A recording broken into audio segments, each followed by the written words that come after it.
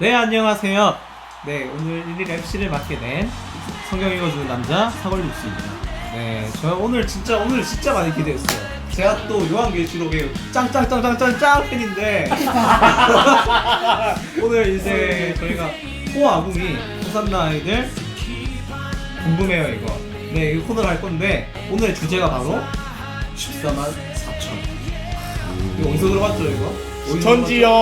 네, 요새 좀 핫하죠. 예, 요새 또 코로나를 또 비롯해서 또 요새 화두가 되고 있는 게 또 신천지인데 오늘 그거에 대해서 스타치 파헤쳐 볼 겁니다.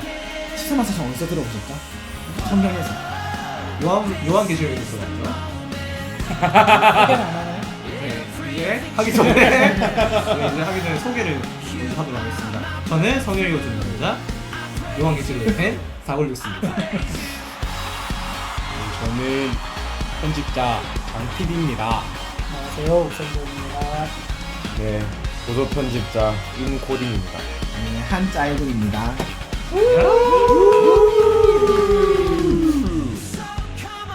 네, 호아궁이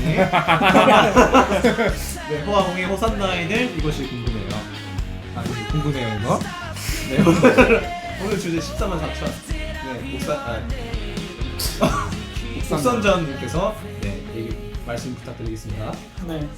14만 4천이 어디서 요즘 제일 이슈죠? 신천지요. 코로나. 어떻게 좀 들어봤어요? 신천지에서 14만 4천을 뭐라고 하는지? 주습군 아닙니까 주습군. 선택된 자들. 천국에 들어가는. 그렇죠. 마니 씨가 선택한 사람들. 많이 시가. 시험 쳐서. 그렇죠. 돈도 많이 내면. 근데 그 와중에 20만이 넘었죠. 근데 갑자기 궁금한데 그러면 지금 신천지에 있는 사람들 중에서 만약에 그 선택된 사들 안에 들어가 있던 그 14, 4천 중에서 한 명이 죽으면 다시 그쪽에 누가 들어가는 거야? 그럼 먼저 죽은 사람 뭐가 되는 거지? 뭔데 갑자기 인원 미달로 이제 선착순으로 니 들어와요 이런. 근데 그래서 죽고 들어가면 그래서 14, 4천 명이 넘어가잖아.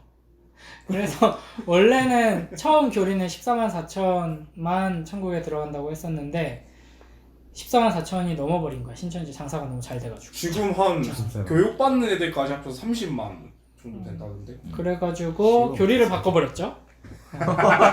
신천지 교인이 됐다고 해서 다 천국에 들어가는 건 아니다. 이 중에서 또 알곡과 가라지가 있다. 그렇게 가라지. 하면서 교리를 바꾸고 그걸로 엄청 협박을 해요. 열심히 전도 안 하면 그 막 등수맥이거든요. 헌금이랑 전도로. 그래서 너 열심히 안 하면 14만 4천 1등 된다. 아쉽게 14만 4천 1등 돼서 이제 천국에 못 들어가게 되는 거죠. 진짜 신박한 개소리네요. 체계적인 개소리.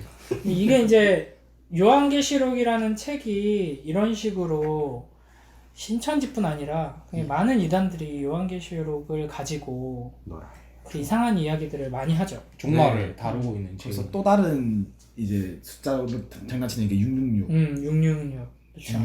그것도 엉뚱한 소리 하는 사람들 굉장히 많은데. 트리플 C. 다음 뭐 숫자 시리즈로 가야 되나?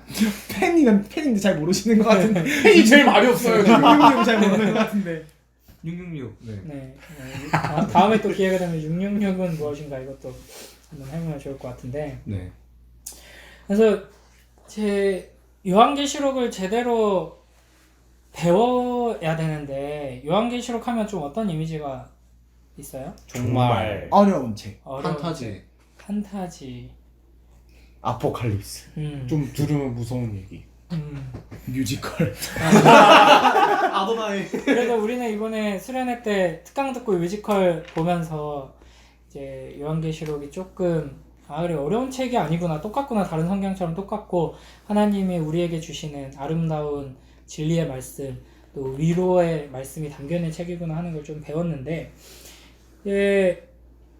이게 이제 이런 오해 때문에 요한계시록은 어려운 책이고 심오한 책이고 함부로 해석할 수 없고 아무나 해석할 수 없고 이런 잘못된 오해 때문에 교회가 요한계시록을 안 가르치다 보니까 이단들이 나만 이 요한계시록의 비밀을 알아냈다 이런 헛소리를 하면서 이단들이 막 이용하는 책이 되어버린 거죠. 요한이 슬퍼하겠다. 진짜로. 천국에서 대성통곡. 이 요한계시록이 성경의 맨 마지막 책인데 굉장히 구약적인 책이에요. 그 중에서도 이런 책이랑 되게 잘 연결되는 책인데 잘 들어보세요. 어떤 특징이 있나? 이사야, 에스겔, 다니엘, 스가랴. 다 예언서. 그리고 그 심판? 그리고 그 사람들 그때 그 사람들 그 뭐라카노 메시아. 아니 메시아 말고 그 사람들 뭐라 하죠? 누구 이스라엘 백성? 제사장? 아니 에스라 스가랴 뭐야? 선지자? 아 그래 선지자. 뭐 하는 거야? 그러니까 이사야, 에스겔, 다니엘, 스가랴 이런 책들을 보면은 상징으로 막 가득 차 있어요. 그래서 어렵다. 마치 어려워. 어떤 상징을 통해서 메시지를 전하기 때문에 뭐 그림책 비슷한 느낌을 가지고 있는 책들이죠. 그래서 이 여러 가지 상징들을 통해서 하나님의 말씀을 입체적으로 볼 수 있도록 한 책들인데, 이런 특징을 가지고 있기 때문에 이 상징들을 엉뚱하게 막 껴맞추고 해석하면서 이제 곡해하는 거죠, 이단들이.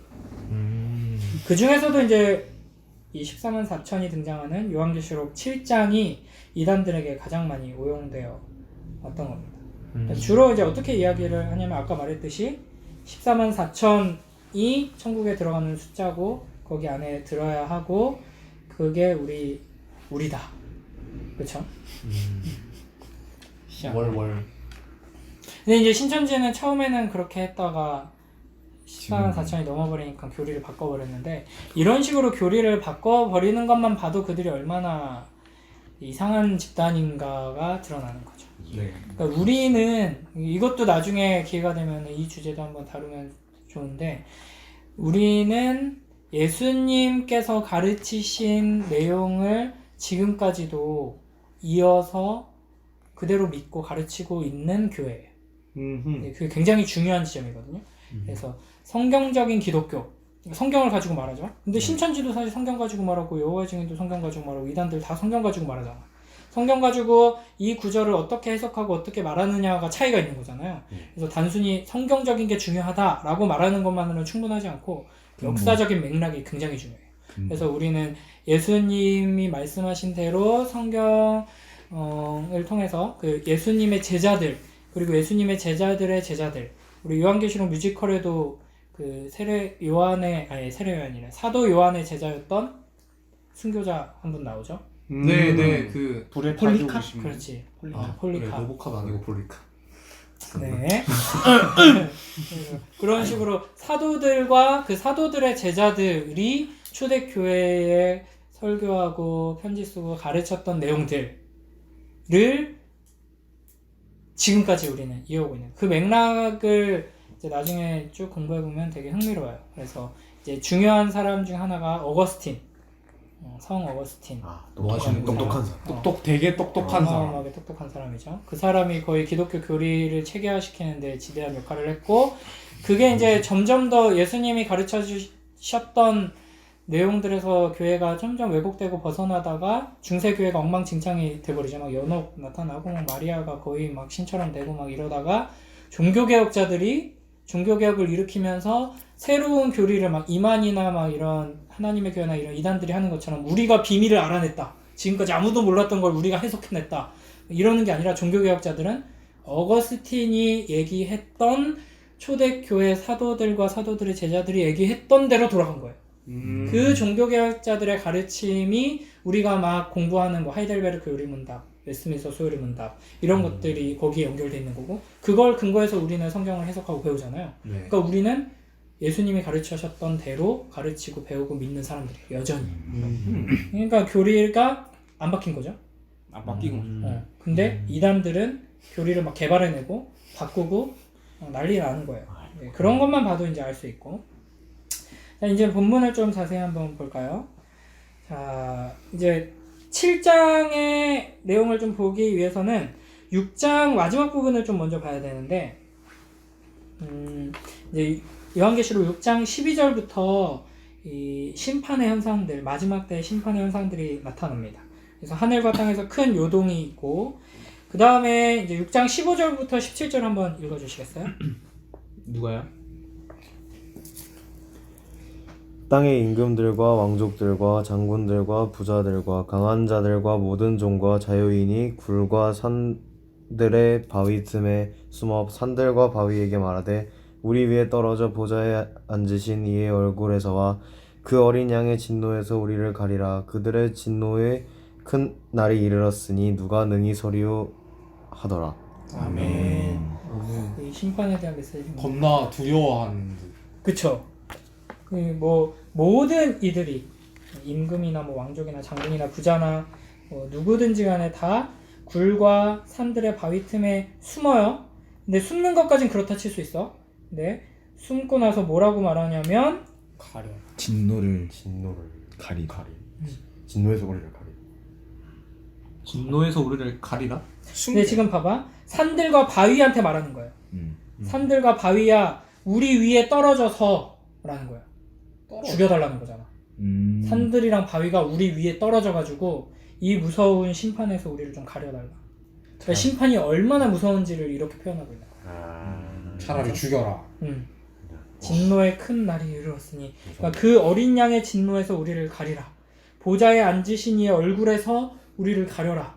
내가 그냥 이 산이 나한테 무너져가지고 내가 그냥 지금 당장 죽어버렸으면 소원이 없겠다 할 정도로 무시무시한 심판이 시작된 거예요.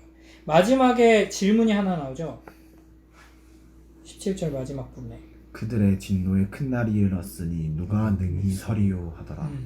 그러니까 이 무시무시한 진노 심판 앞에서 누가 설 수 있느냐 이렇게 질문을 하고 있잖아요. 그렇죠? 아무도 설 수가 없을 것 같죠? 네. 모든 인간들이 이제 뼛속부터 이 위험과 이 심판의 두려움 앞에 이제 떨게 되는 건데, 그래서 누가 능히 서리요 이렇게 이야기를 하는데 이 대답으로 주어진 게 이제 오늘 본문 7장이에요. 이 무서운 마지막 때 심판 앞에 누가 설 것이냐 그 대답이 바로 7장이죠. 그래서 이 7장에는 크게 두 가지 장면이 등장하는데요. 먼저 1절부터 이제 8절을 보면은 여러분 들으시는 분들도 성경을 펴서 요한계시록 7장을 한번 보세요. 먼저 1절 한번 읽어주실까요? 이 일 후에 내가 내 천사가 땅의 네 모퉁이에 선 것을 보니 땅의 사방의 바람을 붙잡아 바람으로 하여금 땅에나 바다에나 각종 나무에 불지 못하게 하더라.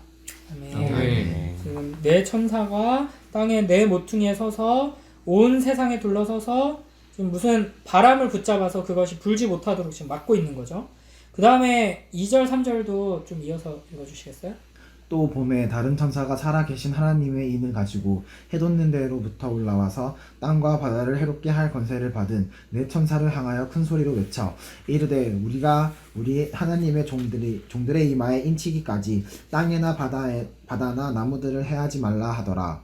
아멘. 이렇게 천사들을 통해서 바람을 막게 한 이유가 나타나는 거죠. 하나님의 종들에게 하나님의 인을 쳐야 하는데 그때까지는 기다려야 한다라는 거예요. 그리고 이제 4절부터 8절까지 이스라엘 12지파 같은 명단들이 나오면서 인침받는 자들을 묘사하는 장면이 나오죠. 그래서 7장의 첫 장면에는 이렇게 하나님의 인침을 받은 12지파 14만 4천 명이 나타나는 거죠. 자, 그 다음에 이제 두 번째 장면이 뭐냐면 9절에서 10절을 한번 읽어볼까요?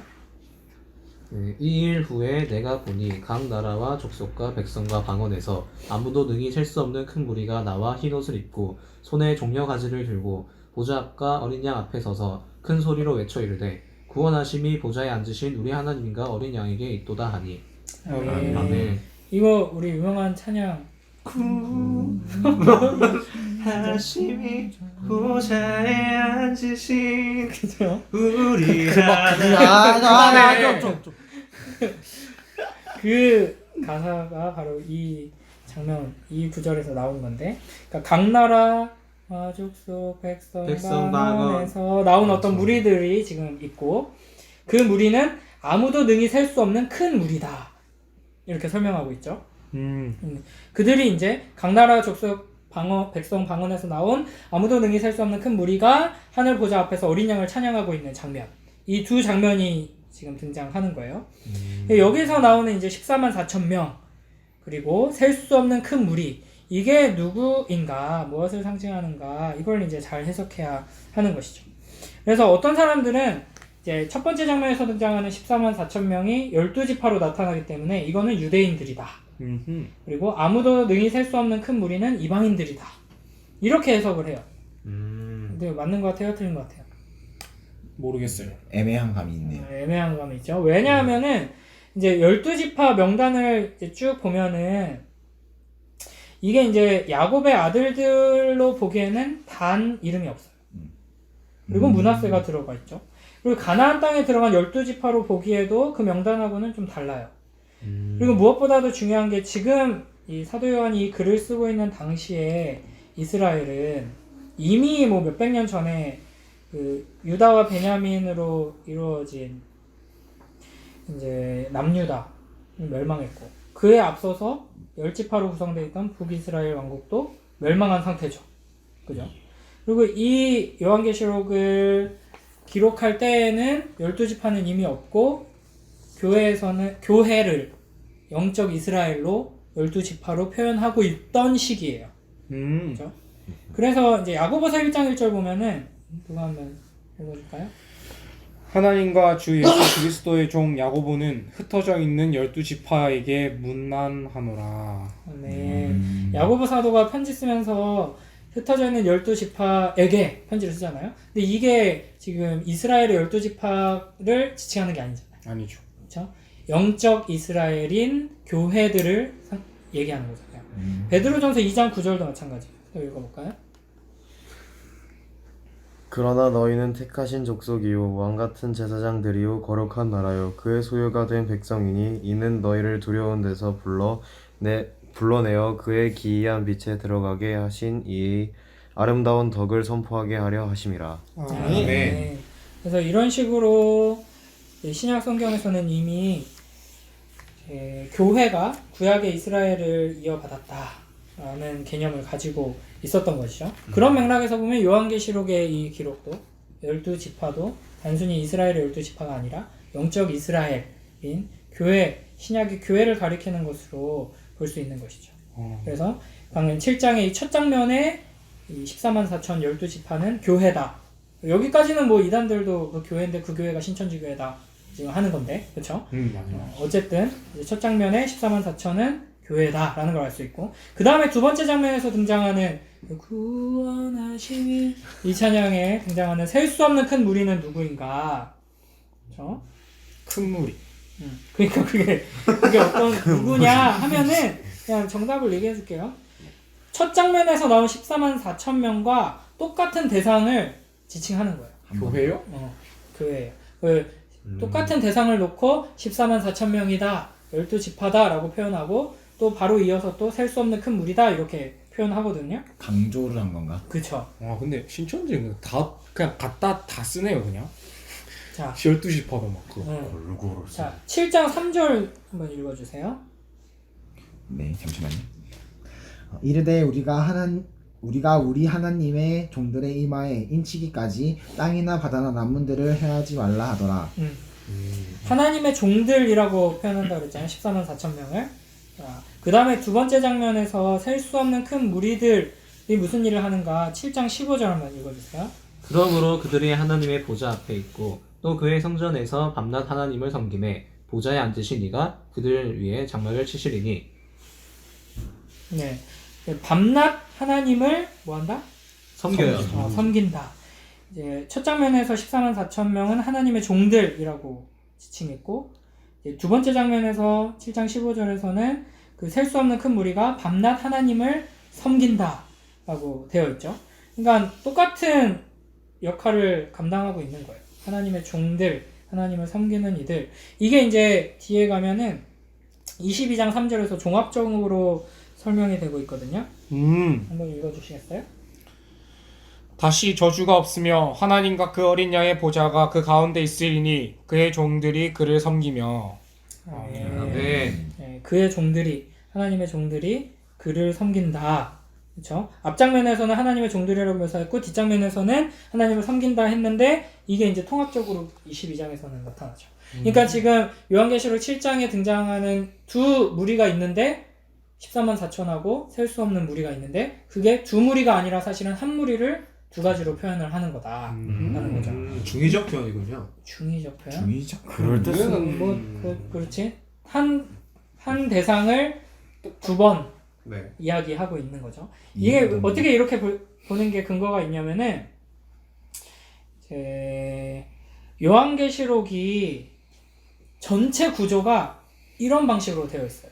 그러니까 처음에는 땅에서 바라보는 표현, 두 번째는 하늘에서 바라보는 이제 표현. 그러니까 한 가지 대상을 이런 식으로 두 가지 장면으로 묘사하는 게 요한계시록의 특징이거든요. 그래서 계시록 전체 맥락을 봐도 간단하게 얘기하자면 요한계시록 2장, 3장에 7교회가 나오잖아요. 우리 뮤지컬 요한계시록에서 다루었던 네. 7교회의 모습은 이 땅을 비추고 있는 거죠. 그 다음에 이어서 요한계시록 4장, 5장은 하늘 보좌를 그리고 있어요. 그리고 6장은 다시 심판받는 땅을 보여주고 있고 7장에 오면서 다시 하늘로 가죠. 그러니까 이 영화 연출 생각해 보면은 이제 한 가지 이야기인데 땅을 비췄다가 하늘을 비췄다가 다시 땅을 비췄다가 하늘을 비췄다가 이런 식으로 앵글을 계속 왔다 갔다 하는 게 요한계시록의 특징이거든요.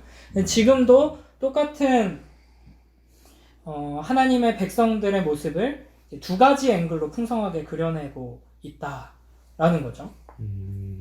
그렇구만. 자, 그래서 이 1절부터 8절까지의 이 장면은 이 하나님의 백성을 땅에서의 모습으로 그려내는 것이다. 그래서 12지파가 12,000명씩 모여서 14만 4천 명이 되는 것이죠. 근데 이제 신천지 같은 이단들이 이 숫자를 문자적으로 받아들여서 진짜 딱 14만 4천 명이 천국에 들어간다 이렇게 주장하는데, 근데 이걸 문자 그대로의 숫자로 보는 게 진짜 이상한 거예요. 왜냐면은 이제 민수기 2장을 보면은 실제로 찾아보면 시간 오래 걸리니까 민수기 2장에 이런 여러 지파들의 숫자가 나오거든요. 인구조사를 해서. 근데 거기에 50이나 100 단위로 반올림이 되어 있기는 한데 각 지파마다 숫자가 다 달라요. 되게 이제 자세하게 적혀져 있잖아요. 네. 현실적인 숫자들이 적혀져 있죠. 근데 오늘 본문에서 12지파는 각각 정확하게 12,000명으로 되어 있죠. 그러니까 이게 누가 봐도 완전을 나타내는 숫자 12로 시작되는 상징의 숫자라는 것이죠. 그렇죠? 완성자 10이었어요. 응? 아 12. 이스라엘 문화 속에서 이제 12라는 숫자가 12제자. 난 7이다. 12와 7 두 개가 그치. 다. 아 두 개 다구나. 자, 그래서 지금 7장에서 하나님의 백성을 이제 12지파로 나타내고 그 12지파의 상징수를 이제 곱해서 14만 4천이라는 상징수가 나타난 것이고, 결국에는 이 상징수가 셀 수 없이 많다라는 의미를 드러내고 있는 거죠. 그렇죠? 그래서 이 숫자 가지고 이게 천국에 들어가는 사람의 숫자다라고 말하는 건 전혀 맞지가 않는 것이죠. 그렇구만. 좀 이해가 돼요, 여기까지는? 네. 쏙 들어오네요. 다행입니다. 그러면 이제 좀 더 들어가서 그러면은 14만 4천의 의미가 뭔가? 이걸 생각하려면 아까 말했듯이 이제 구약의 이스라엘 백성들의 인구조사를 좀 생각해 보면 돼요. 구약에서 인구조사를 할 때 여성이랑 아이들, 제외. 노인들 제외하고 건장한 남자들만 셌거든요. 네. 그렇다면 인구조사는 왜 한 걸까요? 목적이 뭘까요? 세금? 세금. 그 병력. 그치. 군대. 군사. 오호. 군사가 몇 명이냐를 센 거잖아요. 전쟁을 위해 하는 거죠. 그렇죠? 네. 그러니까 지금 7장에서 요한계시록 7장에서 12지파가 등장하는데 마치 군대가 전투를 준비하듯이 나란히 정렬되어 있는 모습으로 나타나고 있는 거예요. 그냥 막 셀 수 없는, 그러니까 두 가지인데 한쪽 앵글에서는 셀 수 없는 무리들이 막 이렇게 뭐 축제를 벌이듯이 우리가 천국을 상상하면 정말 많은 사람들이 모여 있는 구원받은 백성이 이렇게 많구나 하는 모습으로 담지만 그에 앞서서 14만 4천을 딱 앵글로 잡을 때는 마치 임관식 막 하고 훈련소에서 쫙 정렬해 있듯이 제식 훈련 잘 받은 사람들이 14만 4천이 딱딱딱 끊겨가지고 줄 딱 서 있는 거야. 열병식 비슷하고. 그거 보면서 이제 엄청나게 강한 군대가 이제 완성됐구나 하는 거를 보여주는 거죠. 그러니까 이게 이제 초대교회 핍박당하고 예수님 언제 다시 오시나 괴로워하고 믿음에 흔들리고 있는 이제 교회들에게 하나님께서 요한을 통해 이 환상을 보여주시면서 너희는 지금 오합지졸이고 무서워서 두려워 떠는 존재들이 아니라 하늘에서 승리하신 그리스도께서 장군 되시고 왕 되신 다스리시는 군대다 하는 걸 보여주는 거죠. 그렇죠? 그래서 교회의 정체성은 뭐냐? 전투하는 교회다, 싸우는 교회다, 승리하는 군대다 하는 걸 보여주는 거죠. 그 다음에 이제 또 한 가지를 보면은 이제 두 번째 장면에서 볼 수 있는 건데, 이제 두 번째 장면에서 이제 9절을 보면은 각 나라와 족속과 백성과 방언에서 아무도 능히 셀 수 없는 큰 무리라고 묘사된다 그랬잖아요. 네. 네. 이제 여기에 이제 두 가지 요소, 각 나라와 족속과 백성과 방언에서, 그리고 이제 아무도 능히 셀 수 없다. 이 표현이 역대상 27장 23절에 가면 또 등장하거든요. 읽어볼까요? 이스라엘 사람의 20세 이하의 수효는 다윗이 조사하지 아니하였으니. 이거 맞아요? 네. 이는 여호와께서 전에 말씀하시기를 이스라엘 사람을 하늘의 별같이 많게 하리라 하셨습니다. 네. 여기 이제 굉장히 유사한 구조죠. 그러니까 여기 방금 읽은 구절에도 인구 조사 그리고 셀 수 없는 무리라는 개념이 다 들어있죠.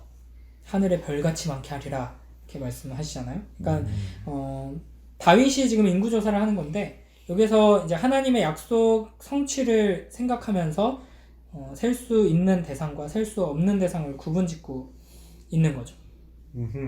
그러니까 하나님의 백성을 군대로서 인구 조사하면서 동시에 셀 수 없이 많다라는 그 약속까지도 이야기하고 있는 거죠.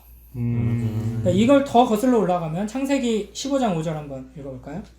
그를 이끌고 밖으로 나가 이르시되 하늘을 우러러 무별을 셀 수 있나 보라. 또 그에게 이르시되 내 자손이 이와 같으리라.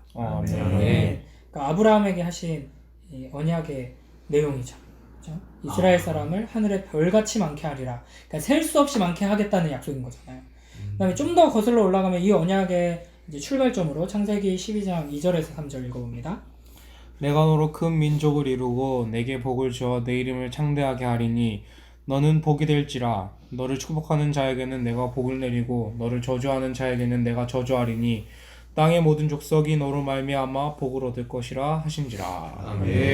여기서 중요한 거 땅의 모든 족속이 땅의 모든 족속이 너를 통해 복을 받을 것이다 라고 하나님께서 언약을 맺으셨는데 이게 이제 오늘 요한계시록 7장 9절에 나타난 각 나라와 족속과 백성과 방언에서 아무도 능히 셀 수 없는 큰 무리. 결국에는 이 요한계시록의 이 표현도 아브라함 언약에서부터 나온 표현인 거죠. 그래서 이 언약이 성취되었다 하는 것을 이 하늘나라에 있는 이 장면을 통해서, 환상을 통해서 지금 보여주고 있는 거죠. 그러니까 교회는 무엇인가? 하나님의 그 언약이 성취된 언약의 공동체다 하는 것을 보여주는 거죠. 그렇죠? 와, 쉽지 않네. 이게 꼬리를 물고 꼬리를 물고 꼬리를 물고 꼬리를 물고. 그래서 이 14만 4천의 의미가 이제 크게는 이제 두 가지죠. 군대다 하는 것과 언약이 성취된 장면이다. 이 교회가 모여있는 장면이. 그리고 한 가지만 더 보자면 우리가 처음 읽었을 때 1절에 천사들이 뭘 막고 있었다 그랬잖아. 바람을 막고 있다 그랬죠. 왜 바람을 왜 막는다 그랬어요? 그 인칠 때까지 기다려. 해야지 못하고. 그치. 이 14만 4천을 셀 수 없이 많은 이 무리를, 하나님의 군대를, 그 하나님의 언약의 성취로서 완성된 이 교회를 이 심판에서 해하지 않도록 하기 위해 하나님께서 천사를 통해서 이 심판의 바람을 붙들고 계신 거예요. 그렇죠? 그러니까 이 하나님께서 이 세상 역사를 진행하시는 데 있어서 가장 중요한 게 바로 우리들이에요. 교회를 보호하시고 보존하시고 완성하시기 위해서 이 모든 것들을 주관하고 계신다 하는 것을 이 장면을 통해서 또 보여주시는 거죠. 그렇죠? 이 세 가지, 이 교회는 하나님이 지키신다 하는 것. 여기서 뭐 인침 받는다 하는 걸 또 나중에 666 연결해서 또 다음 시간에 기회가 되면 생각해 보도록 하고. 666. 그래서 결국에는 이 14만 4천이 의미하는 거는 천국에 14만 4천 명만 들어간다라는 게 아니라 이제 이 우리는 이 지상의 이 교회는 하나님의 군대다 하는 것을 보여주는 것이고, 하나님의 언약의 성취로서 그 언약 안에 있다 하는 것을 보여주는 것이고, 이 역사 속에서 하나님께서 하나님의 뜻이 이루어질 때까지 교회를 지키신다 하는 것을 보여주는 장면으로 제시되고 있다 하는 것이죠. 와.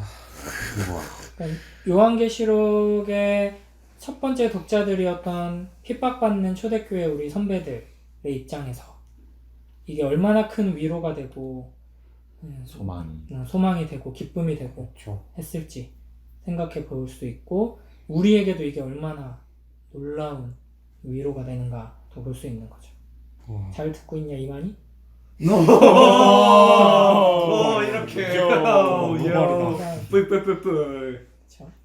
도발이다. 이거 고소당한 건 아니야? 다음 나왔는데 막 신천지에서 저기 막 개판 쳐놓고 성경은 이렇게 아름답고 귀한 책인데 이 성경을 이용해서 사람들을 현호. 속이고 미혹하고.